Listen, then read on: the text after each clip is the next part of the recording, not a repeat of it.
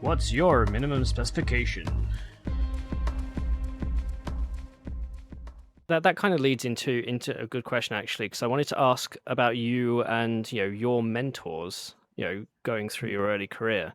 Who did you look up to for leadership, knowledge, skills? Is there anyone you idolize? Oh yeah, lots of people. Yeah, well, it started out with my parents.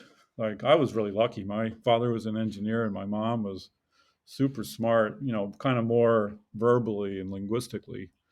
And the weird thing was when I grew up is I was sort of more like her, thinking wise, but I was dyslexic and I couldn't read.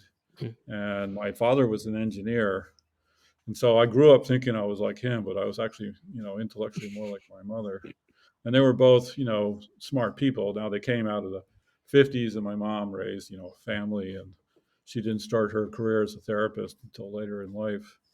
But they were pretty interesting people, and I got that. And then when I first started at Digital, I worked for a guy named Bob Stewart, who was a great computer architect. He did the PDP 1144, 1170, VAX 780, VAX 8800, and the CI interconnect. And somebody said every project that he ever worked on earned $1 billion back when that was a huge number. So I worked for him, and he was great. But there was a half a dozen other really great computer architects there. And while I was at DEC had DEC research labs, and I got to meet guys like Butler Lamson and Chuck Thacker and Joel Helm. And I worked. Nancy Cronenberg was like one of my mentors when I was a little kid, practically, who's one of the chief people in the VMS operating system. And so, that was kind of lucky. Um, so yeah, did I idolize them? Well, they were both daunting and not, because I was a little bit of a, you know, I don't know. I didn't quite Were you a realize hotshot? who they were at the time. No, I was more a little oblivious to what was going on. You know, like my first week at Digital, well, we got trained on this drawing system called Valid, which is kind of before the Mentor Graphics era. And this guy walked in and he was asking us questions and telling us about hierarchical design. And I explained to him why that was partly a good idea and partly stupid. And so we had like an hour debate about it. And then he walked off and somebody said, "That's Gordon Bell." I said, "Who's that?" Oh, He goes, "He's the CTO of Digital." yeah. Well, really? Well, he's wrong about half the stuff you just said. I hope I straightened it out. But, I think that's just I'm low in, serotonin activation or something. So, you know, that's more of a mental problem with me than a feature. I think So would you say you've matured? not a bit. Uh, Is that where the fun is? no, I mean, there's a whole bunch of stuff. When I was young, it was like I get nervous when I gave a talk, or Mm. um, like believing. It used to be like I realized I had to understand the people around me better, but I wasn't quite convinced. It was like just rather they, just do the right thing or something. So there's a bunch of stuff that changed. Like I'm really interested in what people think and why they think it, and I have a lot of experience with that. And every once in a while, you can really help debug somebody or get the group to work better. I don't mind giving public talks at all. I just decided that the energy I got from being nervous was fun. So I still remember like walking out on stage at Intel at some conference, like 2,000 people. And it was like I should have been really nervous, but instead I was just really excited about it. And so some of that kind of stuff changed, but that's partly conscious and partly just practice. I'm still really excited about like computer design and stuff. I had a friend of mine's wife said, "What do they put in the water?" I'm like, all you guys ever do is talk about computers. And we're like, well, it's really fun, changing the world. It's great.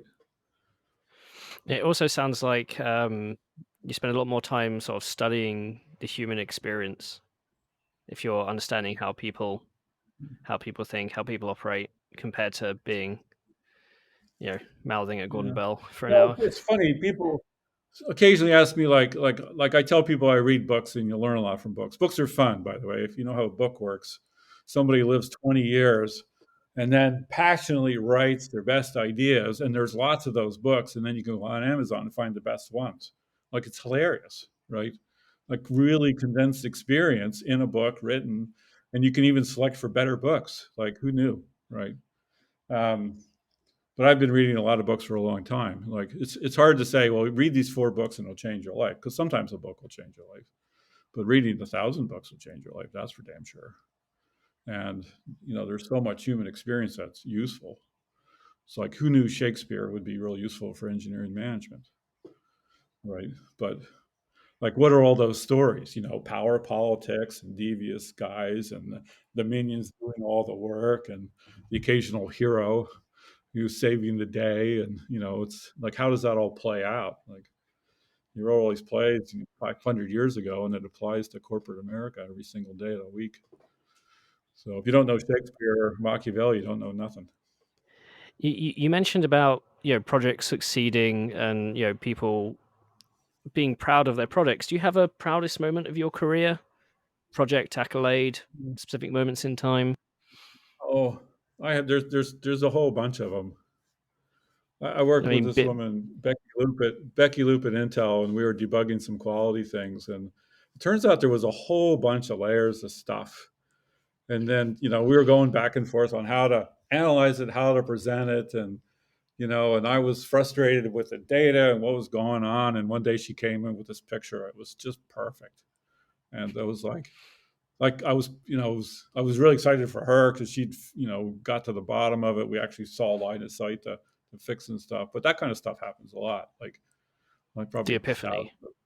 Yeah.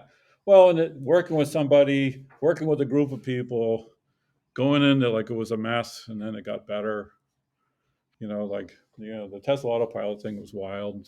Zen's success has been fantastic. Like everybody thought the AMD team couldn't shoot straight, and I was very intrigued with the possibility of building a really great computer with the team everybody thought was, out of it. Like nobody thought AMD had a great CPU design team. But, the people who built Zen, they had 25, 30 years of, works, history at Hmm. AMD. Like that At wasn't an Zen and outsider thing. I mean, So Mike and Leslie, they've been there for 25, 30 yeah, years, yeah. and Steve Hale, Suzanne Plummer, yeah, you know, yeah. the So lifers. yeah, they're kind of lifers, but they had done many great projects there. They both had good track. They all had good track records. But what did we do different? Well, we set some really clear goals, and then we reorganized to hit the goals. And we did some really thorough talent, analysis of where we were. There was a couple people had really checked out because they were frustrated. They could never do the right thing, and I Hmm. listened to them. Oh Jesus, I have to listen to people. We had this really fun meeting. It was like one of the best experiences of my life. Suzanne called me up and said, people on the Zen team don't believe they can do it. And I said, great. I'll drive to the airport. I was in California. I'll see you there tomorrow morning at 8 o'clock. Make sure you have a big room with lots of whiteboards. And there was like 30 angry people ready to tell me all the reasons why it wouldn't work. So I just wrote them all down on a whiteboard, and we spent 2 days solving them. And it was wild because it was like me defending against the gang, but people started to jump in, and I was like, whenever possible, somebody would say, I know how we fix that, and I give him the pen, and they get up on the board and explain it, and it worked out really good. But well, the thing was, the honesty of what they did was great. Here are all the problems that we don't know how to solve, and we're putting them all on the table. They didn't like give you two and hold back 10 and say, well, you solved those Yeah. two. Against, there was none of that kind of bullshit kind of stuff. They were serious people that had real problems, and they'd been through projects where people said they could solve these problems and couldn't. So they were partly calling me out. It was like I just another bullshitter, and Hmm. and I'm not a bullshitter, but I told him, some we can do, some I don't know. But I remember like Mike Clark was there. He was like, we could solve all these problems. Like, and then, I walked out, our thing was pretty good, but then, people walked out of the room feeling okay, but 2 days later, the problems all popped back up. And so you have to just, like how often do you have to go convince somebody? As many times as necessary. And the leadership team on Zen did it, right? That's why they got through it.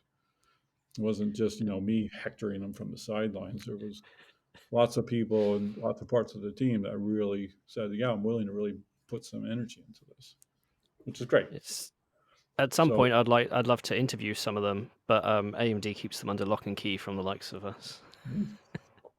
that's probably smart. Who knows? Is there somebody in your career that you consider sort of like a silent hero that hasn't got enough credit for the work that they've done? Well, a person? Yeah, Oh, most engineers.